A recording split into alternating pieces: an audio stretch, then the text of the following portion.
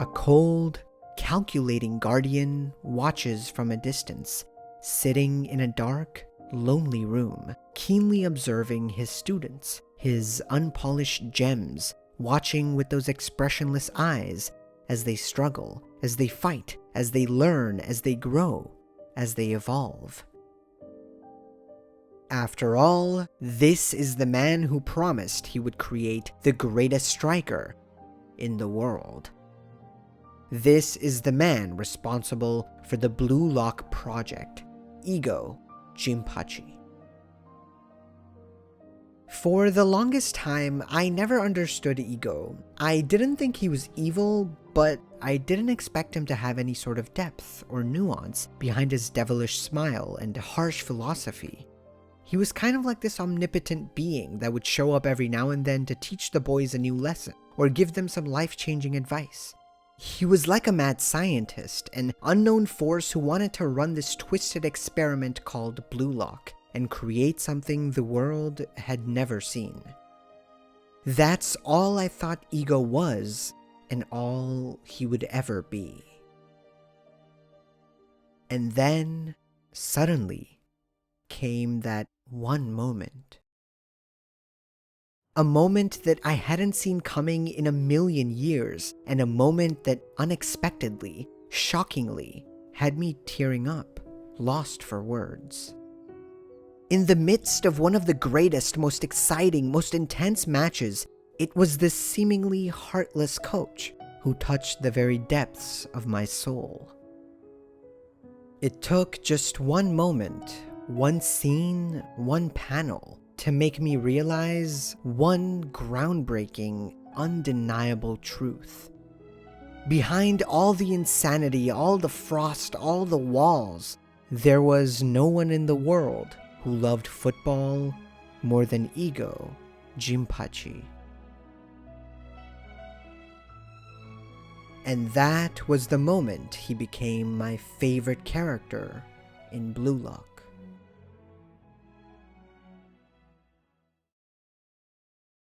I always liked Ego as a character, from his mysterious nature to his brutal yet weirdly motivating words of encouragement, but there was always something strange, something deceptive about how his character had been portrayed.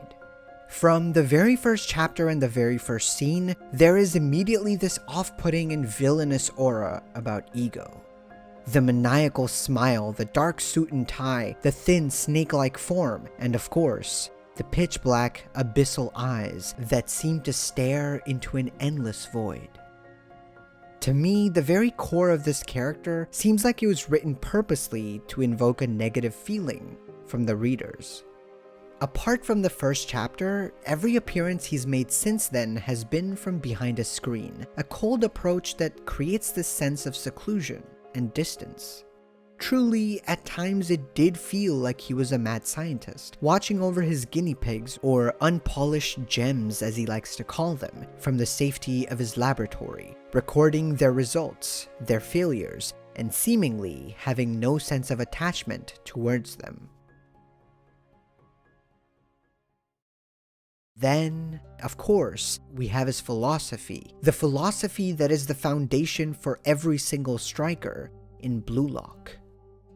To become the world's greatest striker, you must become the world's greatest egoist.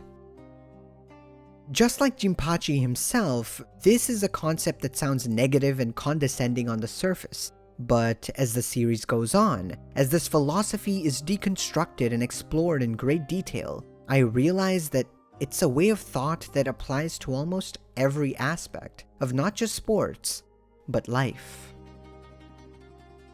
Having confidence in yourself, taking risks, preparing yourself for any and all situations, these are fantastic lessons to be teaching young players.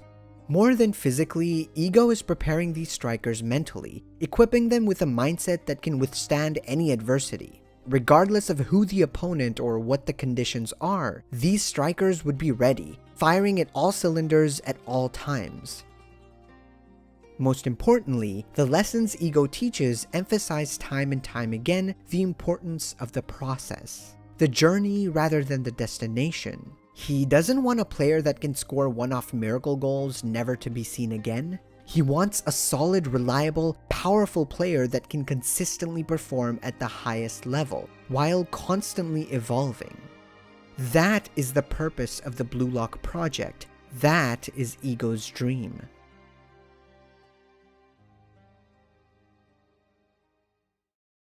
One of the most wholesome things I noticed about Ego is that every time he would stop by, every time he would have a direct chat with the boys, it was either after a tough loss or a massive breakthrough. And while a lot of his speeches started off as direct and confrontational, with him calling the players garbage, unpolished, while wearing an expression that could only be described as disappointment, those team meetings always ended in the same way. They always ended with each and every one of the Blue Lock strikers being motivated, inspired, and fired up more than ever before. Despite the harsh criticism, despite the blank expression, despite the sharp words, at the end of the day, Ego made sure to leave his players with a valuable lesson or a powerful message, something to pick them back up, something to keep them going, something to chase against all odds. And as the story progresses, that's exactly what ends up happening. Not just one, not just two, but the entirety of Blue Lock is brimming with strikers striving for greatness. Each and every one of them have a fire burning inside of them, a raging tempest heading towards one and only one destination: the top of the world. Ego slowly but progressively guides them through their training, first nurturing them on a national level during the first and second selections, then giving them a reality check, overwhelming them with the scope of the world in the third selection. Yet, by the time they faced the world, the Blue Lock strikers were already prepared. Rather than giving up, rather than despairing over the deadly, steep distance between them and the top of the mountain, the hunger takes over, the excitement bubbles, and the challenge picks them back up.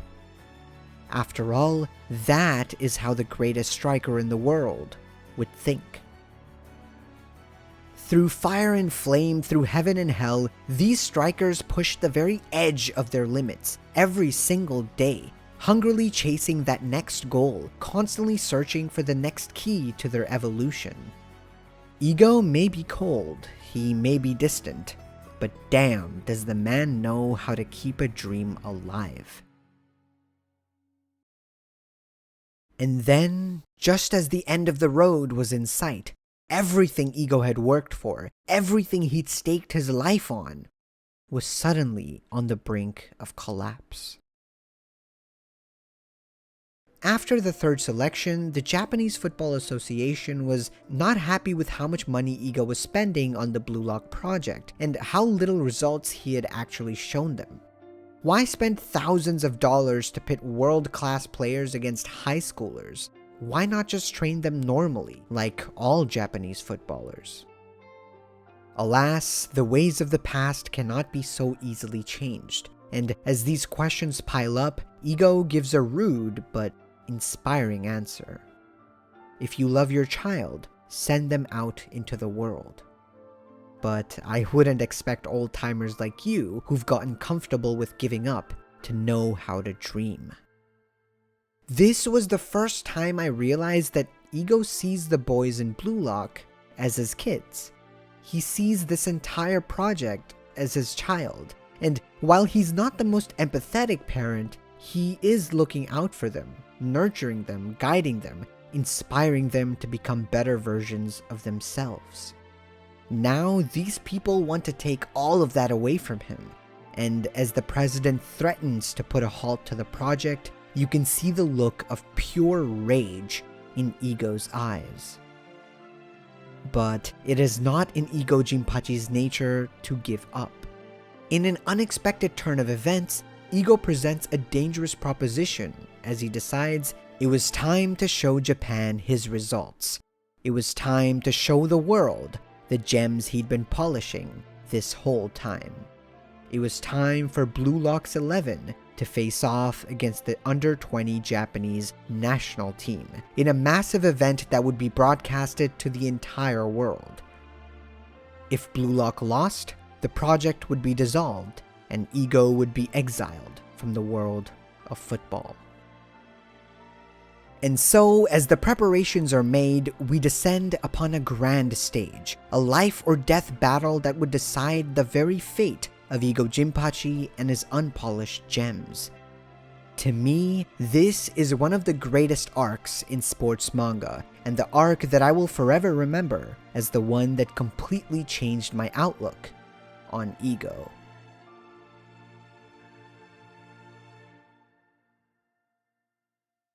The under-20 team proves to be a formidable force due to their powerful defense and their generational midfield talent, Itoshi Sae, a genius who played for Real Madrid. Sae manages to score a goal early in the game, but there was only so much he could do as a midfielder. After all, the goals were meant to be scored by the striker. As Ego had always said, Japan did not have good strikers, and no matter how beautiful Sae's passes, how perfect his assists, the striker for the U20 squad is just unable to make a difference. Truly, this was the perfect stage for Ego's stars to finally shine. It was time for a new era of Japanese football. Throughout the first half, every single Blue Lock player on the field was constantly thinking, communicating, planning, and executing ridiculous plays. Plays that not only took the U20 team by surprise, but also the crowd. From Isagi's vision to Bachira's dribbling to Chigiri's speed, everyone was giving it their all. And after a performance like that, there was bound to be a breakthrough. With absolute stunners from Nagi Seishiro and Itoshi Rin, Blue Lock's 11 lead 2-1 in the first half, which is quite impressive considering all 11 players, including the goalkeeper, had been trained as strikers. Yet, at the same time, it makes complete sense when you really think about it, because what Ego taught them was not just how to be good strikers, but good footballers. No matter the opponents, no matter the conditions, the strikers of Blue Lock are always ready, using everything in their path as a tool for growth. As the second half resumes, however, it seems the U20 squad has made a substitution, and replacing their previous striker is a familiar face. An absolute demon who was regarded as the second best striker in the Blue Lock program. That man is Shido Ryusei, and as the second half resumes, Sae and Shido come together to form a deadly duo, with Shido scoring 2 beautiful goals back to back, turning the tables in an instant. And then, as things started looking dire for our protagonists, as their very futures seemed to be slipping from their grasp, came that one moment. After Shido's 2 goals, the U20 squad lead the game 3-2, and as Blue Lock's options begin running out, Isagi runs over to the bench, calling out a request as he comes to a stop in front of his coach, Ego. "It can't end like this. What should we do? We're fighting with all our might like you've instructed us, and yet, it's still not enough. Tell me, how can we win?" An expressionless Ego lifts his head, giving a response that gets me emotional every time I read it. "Don't you see? Blue Lock's already won." Dominating the first half, Shido Ryusei's wild performance, everything played out just as I envisioned it. Blue Lock will indeed be erased once we lose this match, and I will likely be banned from the world of football. But you guys won't disappear. I will vanish, but you will change Japanese football. Be proud. Blue Lock has already won. Wow. Just wow. To see the character who has been distant and cold, strict and emotionless this whole time, to see him speak these heartfelt words was powerful. To see him willingly accept his banishment from the sport he loves so much, to see him selflessly put his boys, his children above himself, was powerful. Despite his arrogant lessons, despite his egoistic mindset, despite his selfish philosophy, at the end of the day, everything he worked for was for the sake of someone else. It was all for the sake of his unpolished gems, and it was all for the sake of Japan. And that's when I realized that there was no one in the world who loved football more than Ego Jinpachi.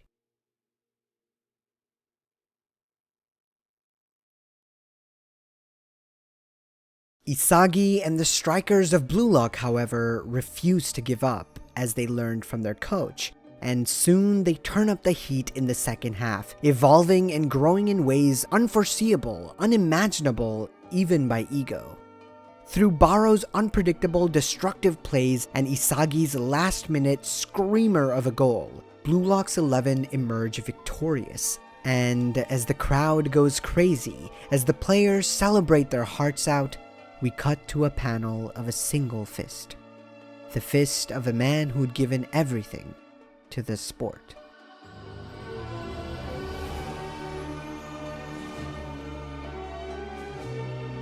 The cold, calculating guardian of Blue Lock brings his fist down in a moment of pure, raw hype, and the dark, abyssal eyes we're used to disappear as a hopeful pupil peeks through, showing us his true feelings for the very first time. And that was the moment Ego Jinpachi became my favorite character in Blue Lock.